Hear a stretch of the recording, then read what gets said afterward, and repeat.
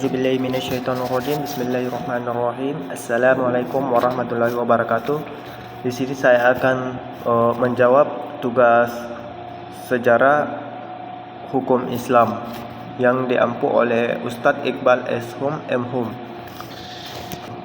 Di sini soal yang pertama yaitu jelaskan perbedaan ahlu ra'i dan ahlu al-hadis. Jawaban saya yang pertama yaitu jelaskan perbedaan. Mazhab Ahlul Ra'i lebih menekankan pada Kufah dan Hasrah. Pada pemikiran Ahlul Ra'i pada masa tabi'in, dikarenakan para tabi'in mengikuti pemikiran Abdullah bin Mas'ud dan lingkungan geografisnya, kebanyakan menetapkan hukum melalui akad rasional dengan mengijtihadkan hukum dengan berpedoman pada Al-Quran dan hadis. Dan perbedaan yang keduanya yaitu mazhab ahlu al-hadis lebih menekankan Hijaz, khususnya Makkah dan Madinah. Pada pemikiran ahlu hadis pada masa tabi'in, dikarenakan pada masa permulaan perkembangan Islam, saat mereka diminta untuk memberikan fatwa terhadap suatu masalah, mereka terlebih dahulu menyelidikinya dalam Al-Quran, kemudian Sunnah Nabi SAW, kemudian fatwa sahabat dengan dasar yang sama, yakni mengikuti guru mereka. Terus soal yang kedua yaitu jelaskan bagaimana ulama menetapkan hukum dalam Islam jika terdapat hal baru yang tidak ada di masa Nabi dan para sahabat. Dan jawaban saya yang kedua yaitu ulama akan menetapkan hukum ijma apabila tidak terdapat dalam Al-Quran dan hadis. Ijma diartikan oleh Imam Syafi'i ialah kesepakatan, yang dimana ijma ini akan diberlakukan ketika sumber hukum Islam yaitu Al-Quran dan hadis tidak terdapat masalah baru. Dan ijma ini tergolong lagi menjadi dua bagian yaitu ijma sukuti dan ijma sahri. Di sini saya akan menjelaskan ijma sukuti karena ijma yang sering digunakan oleh para ulama. Sedangkan ijma syahri akan dibahas ulama apabila waktu yang tertentu atau yang sangat langka.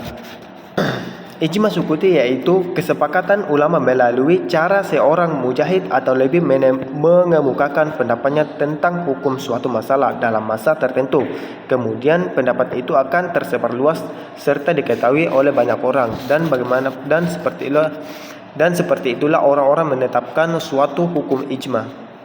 Pertanyaan yang ketiga yaitu jelaskan bagaimana penerapan syariat Islam di Indonesia.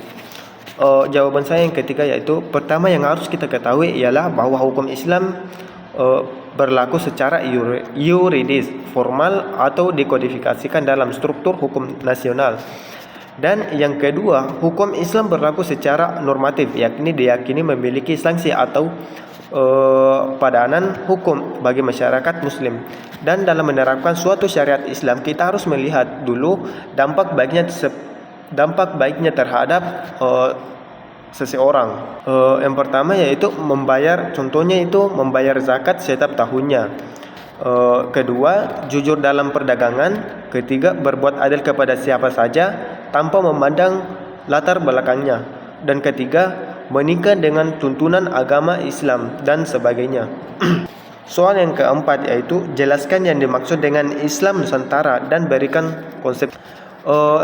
Jawaban saya yang keempat yaitu Islam Nusantara ialah Islam yang timbulnya di suatu wilayah negara kesatuan Republik Indonesia yang telah tercampur aduk dalam adat istiadat, nilai-nilai tradisional dan budaya yang ada di Indonesia. Serta konsepnya Islam Nusantara yaitu menekankan pada prinsip ajaran yang moderat, inklusif, toleran, atau saling menghargai, tidak mengklaim bahwa agamanya harus benar di mata semua orang, bersatu dalam keragaman dalam Bhinneka Tunggal Ika, dan disandarkan pada Undang-Undang Dasar 1945 dan ideologi Pancasila. Dan soal yang kelima yaitu jelaskan bagaimana sikap Anda jika orang lain melaksanakan ibadah dengan mazhab yang berbeda dari apa yang Anda anut. Pandangan saya terhadap orang yang berbeda mazhab dengan saya, sebenarnya saya tidak mempermasalahkan hal itu apabila saya dan dia itu berbeda mazhab. Karena mengapa?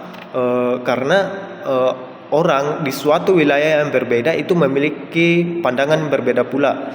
Dan di sini saya tidak boleh membenarkan mazhab saya terhadap orang berbeda mazhab dengan saya karena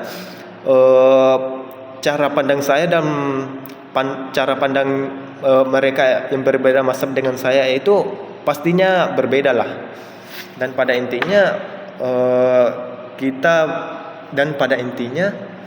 adanya perbedaan pandangan terhadap mazhab yaitu karena letak geografis dan wilayah yang ditempatinya. Mungkin cukup dari presentasi saya, yaitu tugas UAS SHI yaitu Sejarah Hukum Islam. Untuk mohon maaf apabila ada kesalahan dari presentasi saya ini, dan saya akhiri. Wassalamualaikum warahmatullahi wabarakatuh.